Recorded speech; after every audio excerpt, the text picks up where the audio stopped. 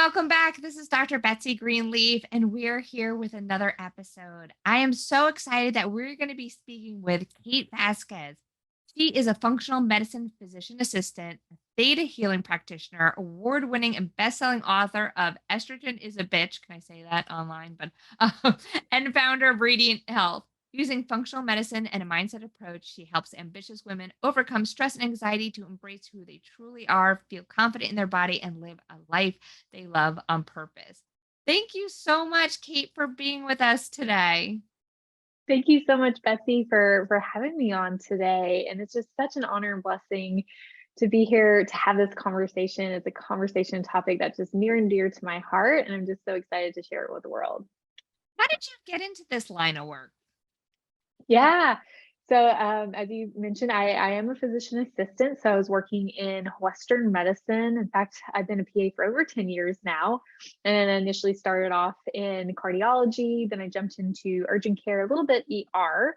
But at the time, I realized after about 6, 7 years into being a PA, I realized I wasn't really happy and fulfilled. I had a lot of stress, a lot of anxiety that I was experiencing. I also had my own health issues. And a lot of the patients I was seeing at the time weren't getting better. I mean, you're in an urgent care setting, you're just there to help them with a quick fix, get them in and out and send them off to their doctor, to a specialist. But they would always ask me, like, why am I not getting better? And why are these medications helping? And at the time, I didn't have the answers. And it's frustrating because it's like I wanted to help them. I just didn't know how to help them.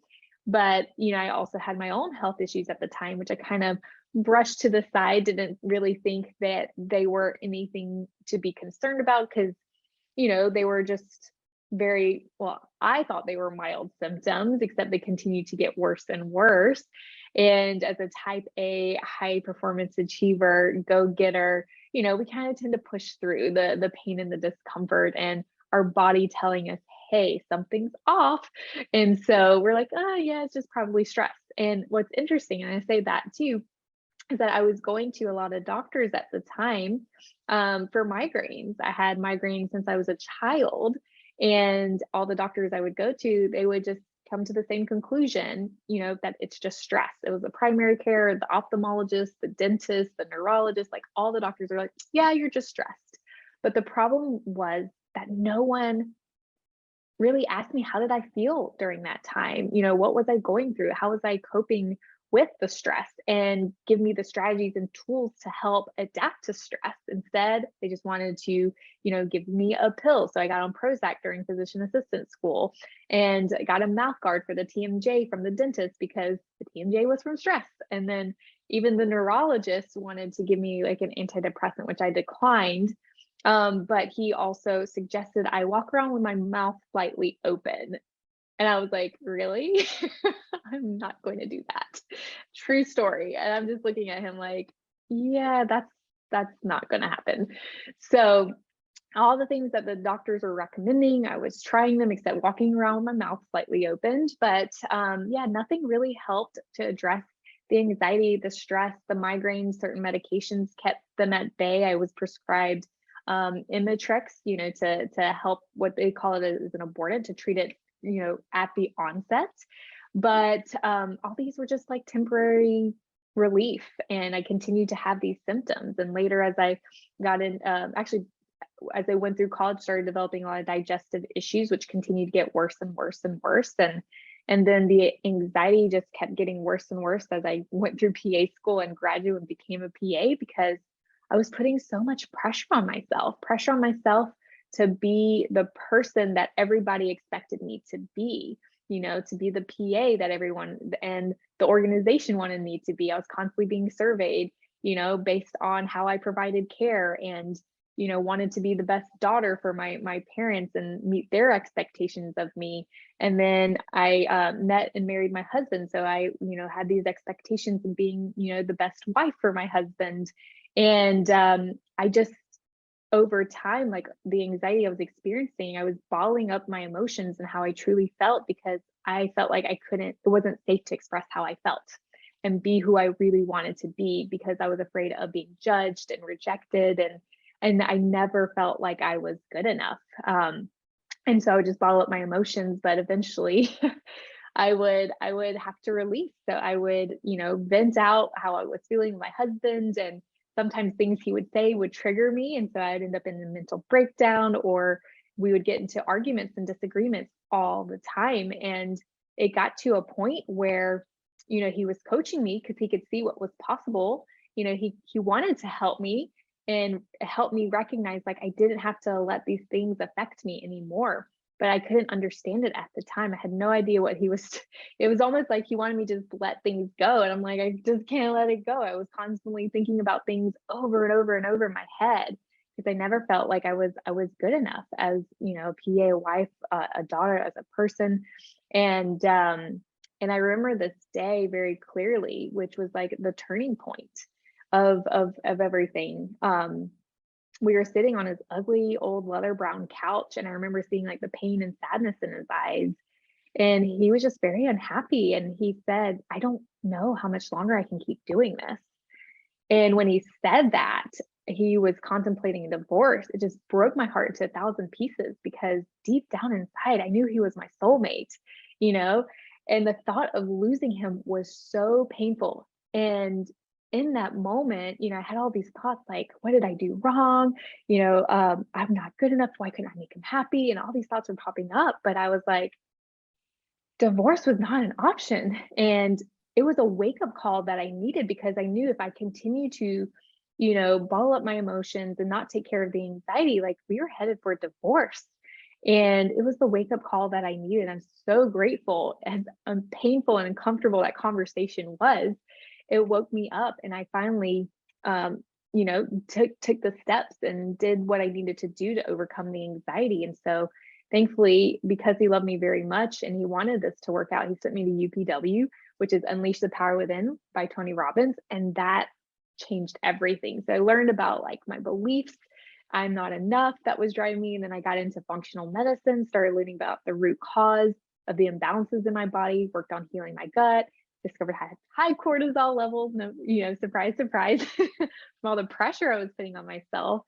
And then coming off birth control, I had imbalanced hormones. So I worked on healing those parts. But after going to Tony Robbins events, we went to other events and read a bunch of different books and listened to different mentors like Wayne Dyer, Peter Crone, and Joe Dispenza. And so I was learning everything that I can, but I realized I still continue to have anxiety and migraines.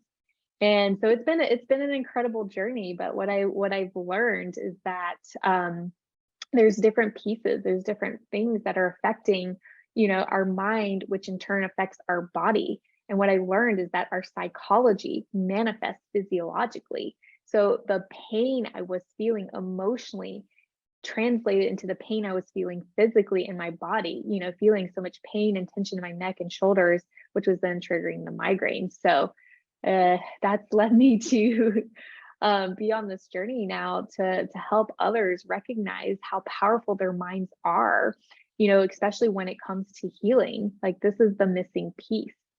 So that's my story. And and this is what I love, because our stories are our message, that your story is not just your story. This is a story of many other people.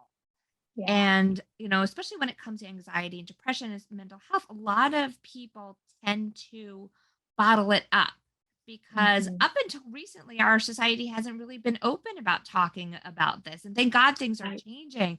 But I love how you bring that it's not always just a mental stress, that there could be body things going on.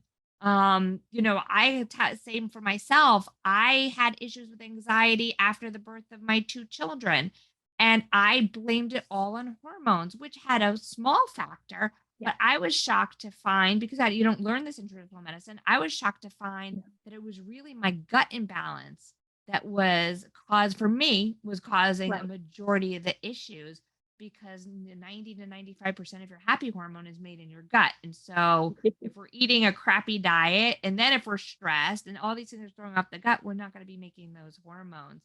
So Yeah. I want to talk about more of this when we come back from the commercial break. 80% of women will develop a pelvic health condition at some point in their lives. There is relief. There is hope. the Pelvic Floor Store, your resource for personal health. And we are back with Kate Vasquez talking about anxiety and the body mind connection. So, Kate, before the break, we were kind of connecting like this is kind of chicken or the egg when it comes to anxiety. It's like, does anxiety make the health worse or the health make the anxiety worse? So, what do you feel about that? Yeah.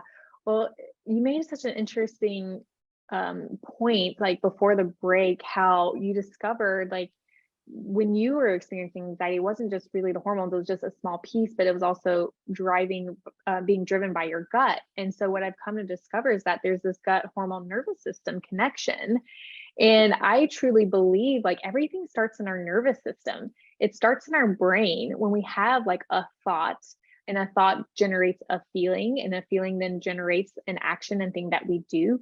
But the thought in our brain will trigger our nervous system. And we have different types of nervous systems. We have our central, which is just our brain and spinal cord. And then it branches out into what's called the peripheral nervous system. And the peripheral nervous system goes out and affects all our different organs. And within the peripheral nervous system, we have the autonomic nervous system, which means automatic. So this is happening without our conscious awareness. And it's a built-in system to protect us. Because back in the day, when our ancestors were faced with a potential threat, like an actual threat, like an enemy coming in from, from a different tribe to attack you, or a lion, tiger, bear, coming to attack you, they had to go into fight or flight. And so that's exactly what's happening still today, except our subconscious mind, which is where this unconscious things are happening, the automatic programs. Our unconscious mind doesn't know the difference between a tribal enemy and like our boss yelling at us.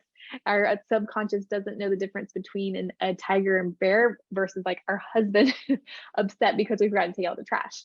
So we're primed to go automatically switch back and forth between parasympathetic and sympathetic.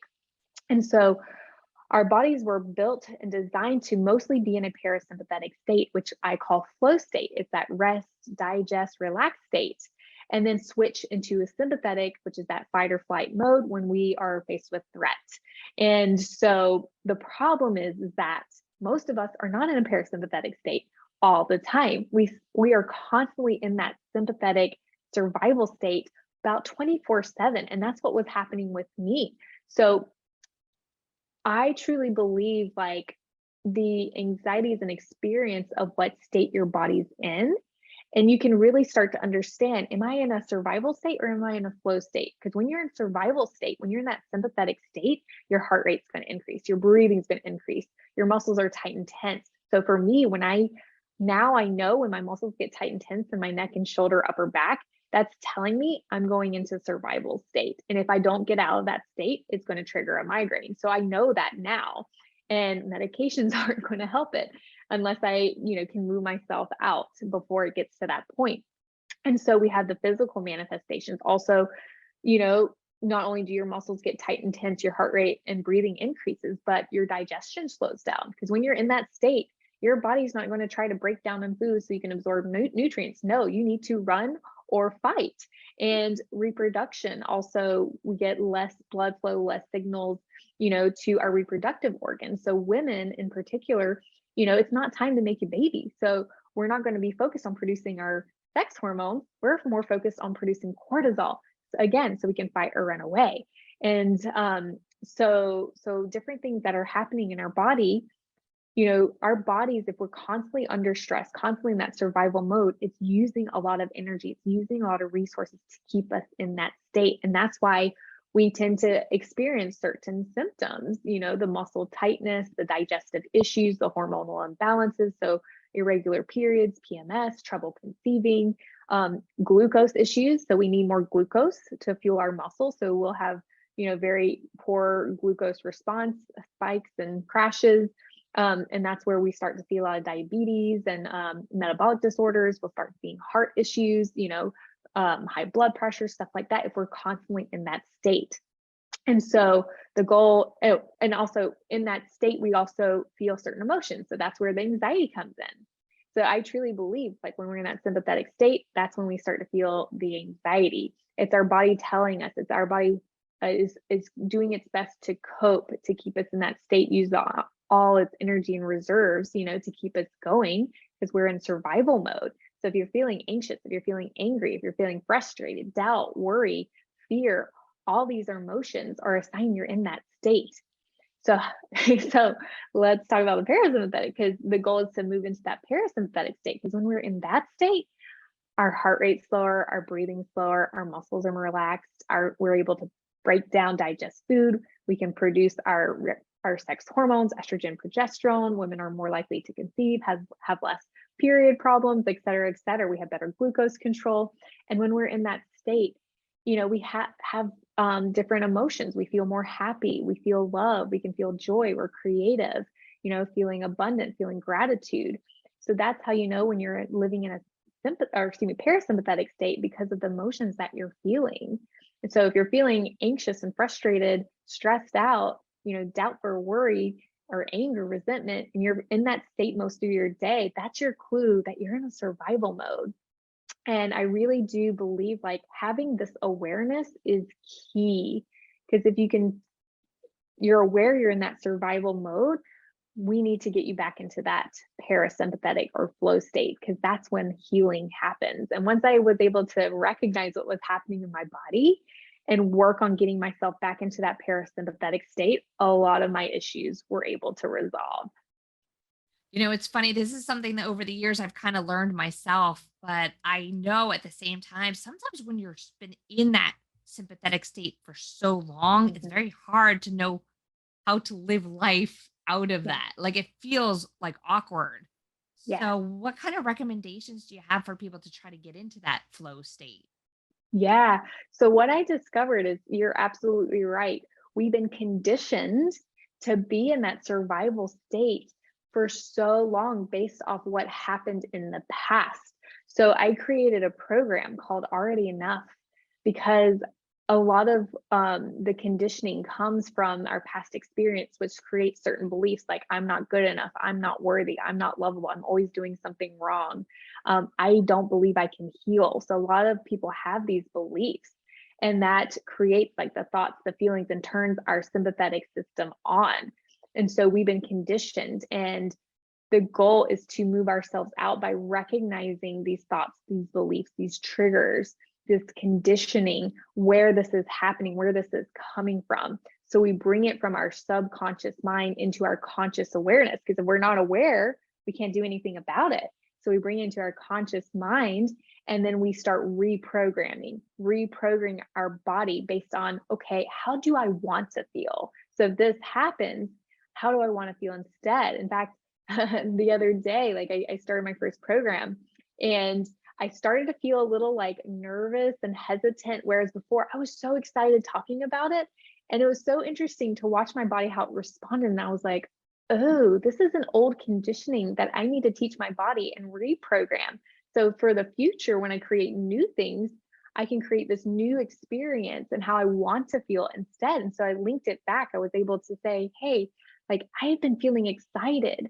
So with movement, I had to move my body. I turned on music. So we got to use our senses. I moved my body physical. I turned on some music that got me excited. And then I was like, I want to feel excited again. So just bringing in that feeling, and it helped me to shift out of that sympathetic survival state back into that parasympathetic flow state. And I was able to show up and deliver and show up for my program. So just all these little pieces it's awareness. Because yeah, we can do meditation, we can do yoga, we can do breathing, and I do all those things on a daily basis. But for some people, it's so hard to do that because you're in a survival state. It's so hard to sit still, long enough to calm your mind, calm your body. So that's really what I think is key, is just starting to recognize these beliefs, these conditionings, patterns, and then start rewiring those. This has been such amazing information. I could go and talk to you about this for hours, but for somebody, for the listeners, they're going to want to find out more about you. So where can people find out more about Kate Vasquez? Yes. So you can find out more at my website, yourradianthealth.com. You can select, there's a button there if you want to speak with me. There's a free a free 30-minute consultation. But also I have a masterclass if you want to learn more about like the gut hormone nervous system connection. I dive into that. So we can share the link so you can sign up for that. But also, if you're interested in my program Already Enough, it's a 5-week program where we dive into helping you uncover these beliefs, these triggers, these conditions and patterns and stress response. You can sign up for the wait list as well, because I will have another program coming out at the end of the year. So hop on the wait list and you'll get more information as it comes out. But yeah, sign up for everything. I'll send Betsy the link, but you can also find me on Instagram at the Kate Vasquez, and it's Vasquez with double Z's, Vazquez, at the Kate Vasquez. So you can find me on Instagram. If you have any questions, please reach out to me. I am always active on Instagram, so don't be scared. Send me a direct message. I'm happy to answer any questions that you have.